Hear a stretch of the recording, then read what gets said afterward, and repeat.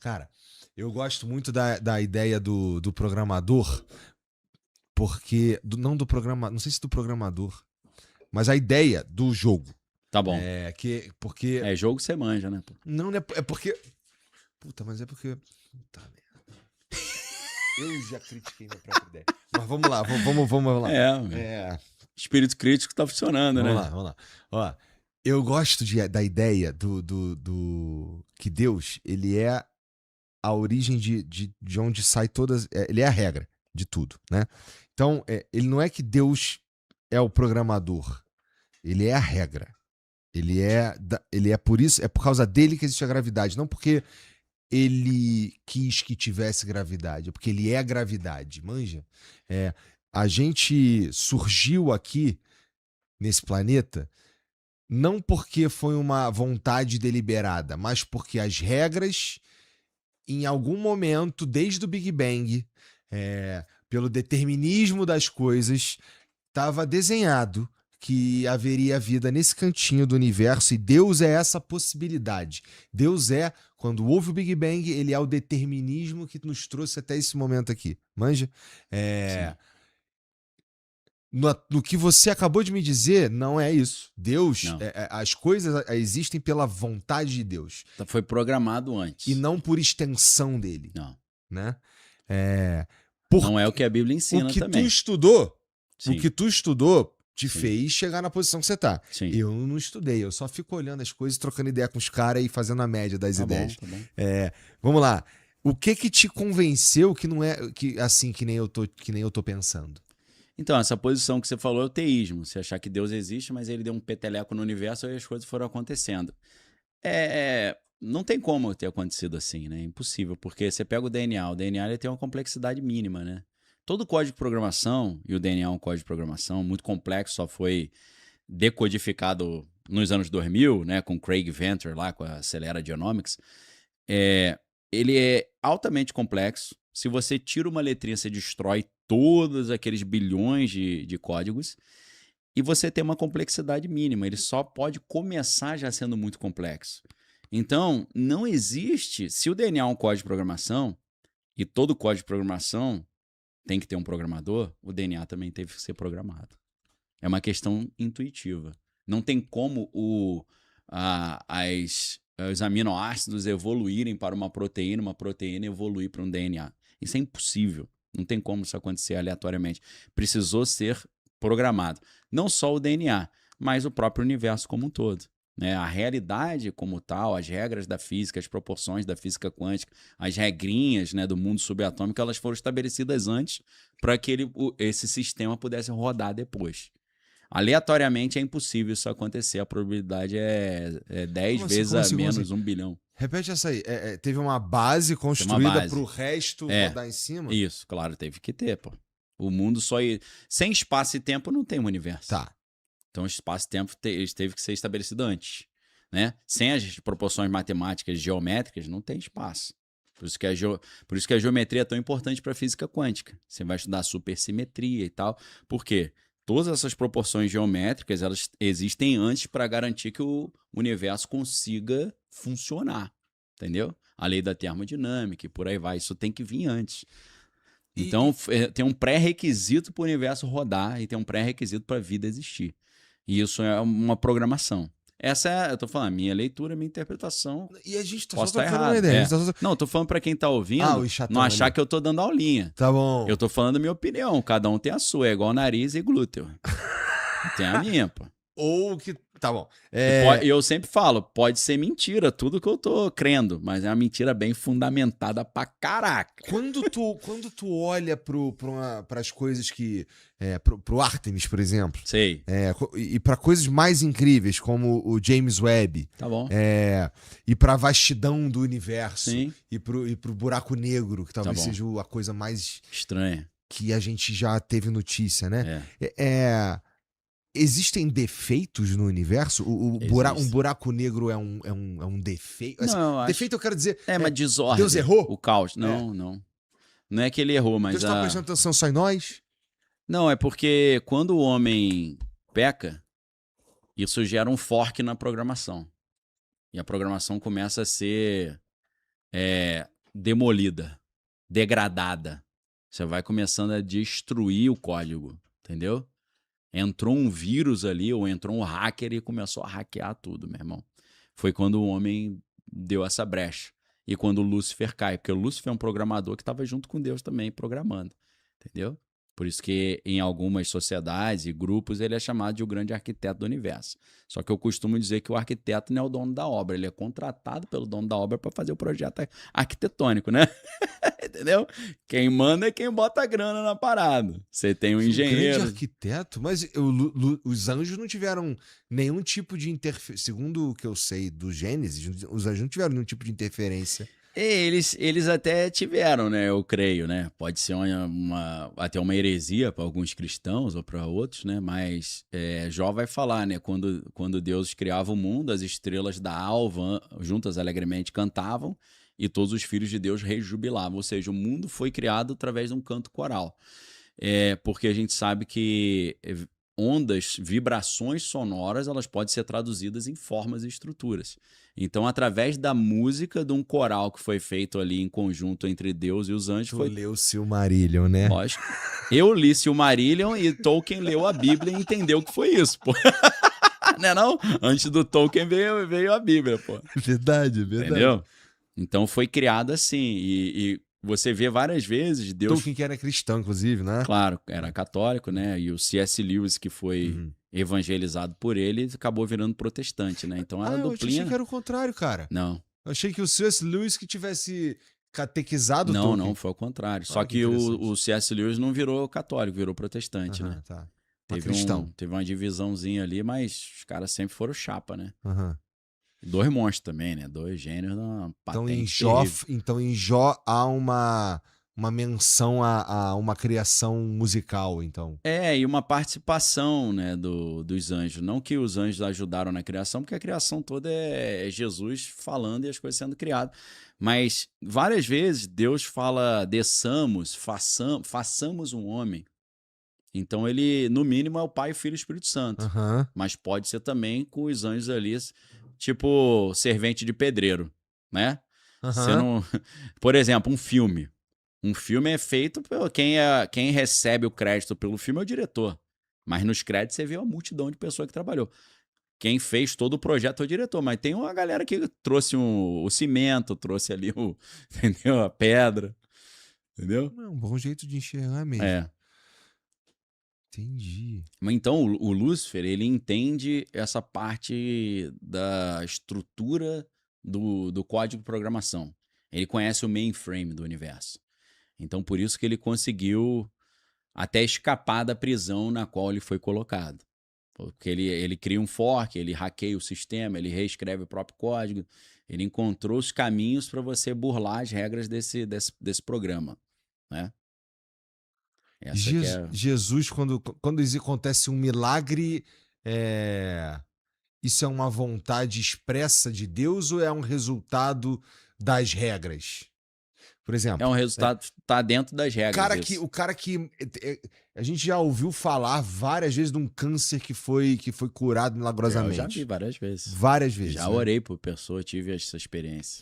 E isso, na tua opinião, é um resultado de uma vontade expressa de um criador, cara? Tem muito a ver com a fé da pessoa. Várias vezes Jesus curou alguém, mas ele não falou, parabéns, você foi curado por mim. Ele fala, vai, a tua fé te salvou.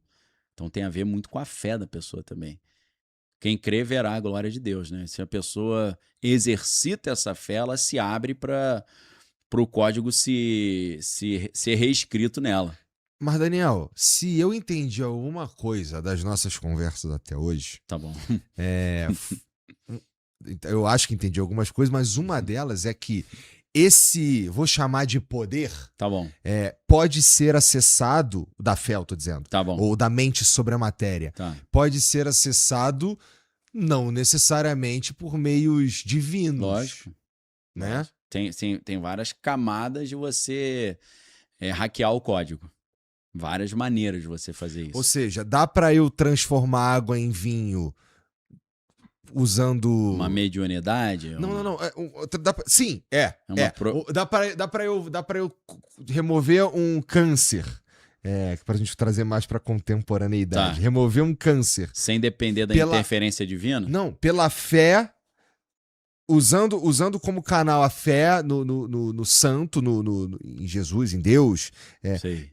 Mas dá pra eu manifestar algum tipo de coisa sobrenatural, mente sobre a matéria, sem necessariamente uma ligação com Deus. Sim.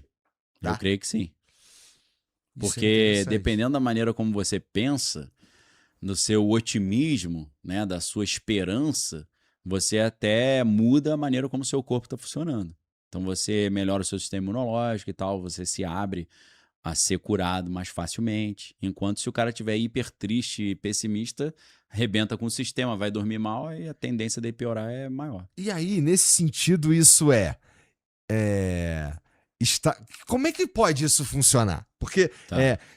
porra, se Deus não é a regra, ele é quem expressamente escolheu as regras. Isso é minha opinião, tá? Não, perfeito. Eu tô trocando só uma ideia contigo, porra. Tá bom.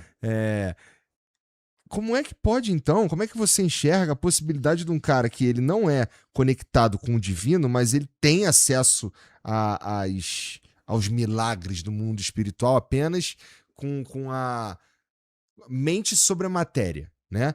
A gente já trocou ideia, inclusive, de exércitos ou líderes que estudaram isso Sim. do ponto de vista científico, né? Sim. Portanto, tem uma galera que enxerga nisso uma possibilidade desligada do Deus cristão, por exemplo. Mas tem um limite até onde que tipo de coisa você consegue fazer sem depender de um contato com o sobrenatural ou com o espiritual. Tem um limite. Você vai até um certo lugar, entendeu? Porra, mas esse limite, qualquer que seja, ele já é sobrenatural. Ele já é desequilibrante num jogo, não é?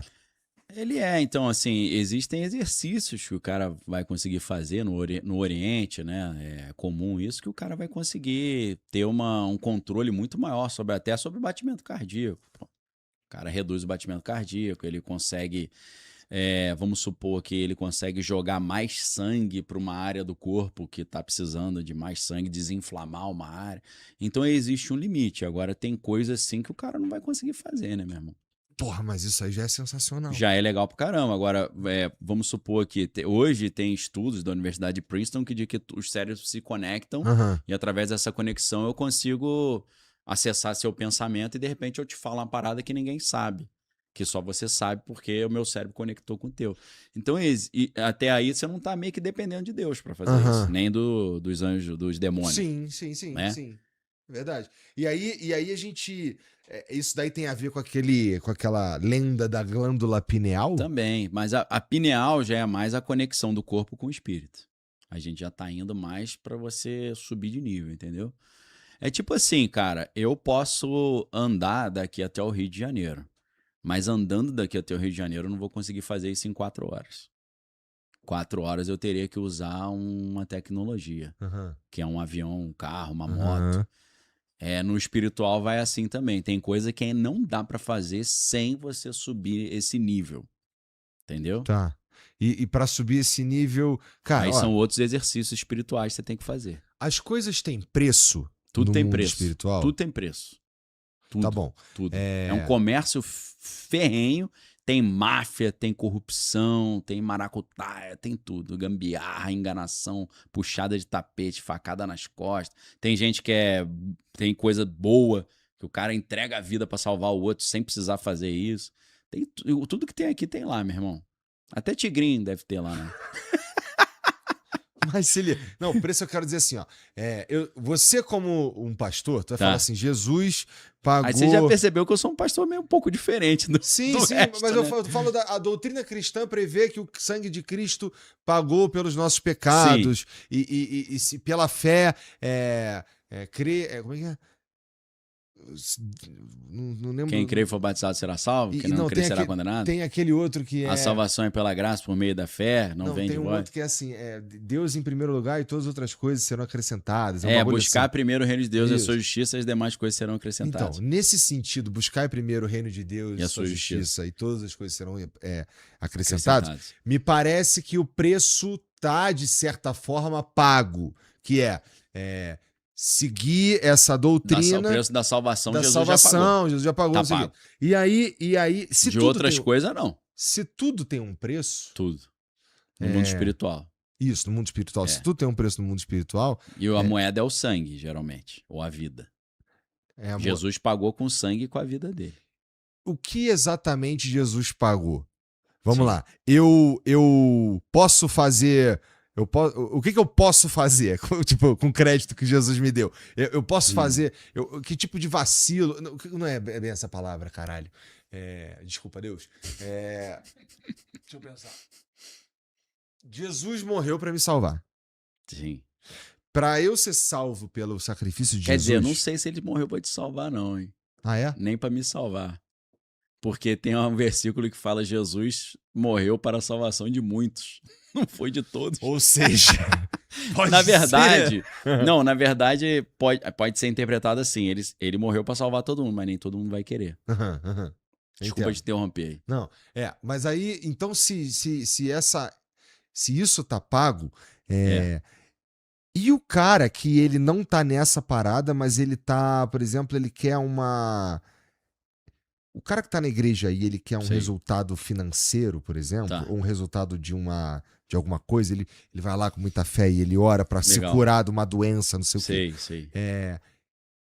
E qual é o preço que um cara que não tá não acredita em uma parada dessa, paga quando ele consegue, por meio do mundo espiritual, ainda que sem saber, algum tipo de coisa nesse sentido? Né? Ele paga para conseguir, né? Então esse cara, geralmente, vamos supor que tem gente que nunca teve contato com Deus, mas recebe uma oração e é curado. É porque Deus está dando um crédito antecipado para ele. Mas geralmente, o que acontece? O cara ele vai orar, ele vai jejuar, ele vai se consagrar, ele vai ler a Bíblia, ele vai andar com pessoas que são pessoas que creem no sobrenatural, ele vai ver o sobrenatural. Melhor maneira, inclusive, de você ver as coisas, você andar com a galera que vê as coisas, porque aquilo ali, as coisas que antes você achava impossíveis são normais no cotidiano da galera, então facilita muito. Então, assim, o cara vai se consagrar. Ele vai tornar a vida dele, a alma dele, o corpo, a alma e o espírito mais abertos à ação de Deus. Entendeu? E o inimigo tendo menos controle sobre a vida desse cara. Nesse momento, o cara está muito mais propício a ter esse tipo de benefício, porque ele já pagou o preço da santificação. Sem santificação, ninguém verá a glória de Deus. Entendeu? Hebreus 12:14. Segui a paz com todos e a santificação, sem a qual ninguém verá o Senhor. Então, não pode você ter ódio no coração, você ter amargura, você ficar desejando o mal dos outros, entendeu? Só falando coisa negativa, para baixo. Isso tudo são brechas que dão acesso ao inimigo a agir na tua vida. Aí vai trazer depressão, doença, destruição da família, do casamento, das finanças e tal. E vai ficar te sugando como um sanguessuga até a hora que você morrer, ele foi pular pro próximo trouxa que der lugar para ele. Curtiu esse corte, né, safado? Então aqui na descrição tem um jeito de você virar membro do Flow, cara. Clica aqui no link, tá? Pô, menos de R$8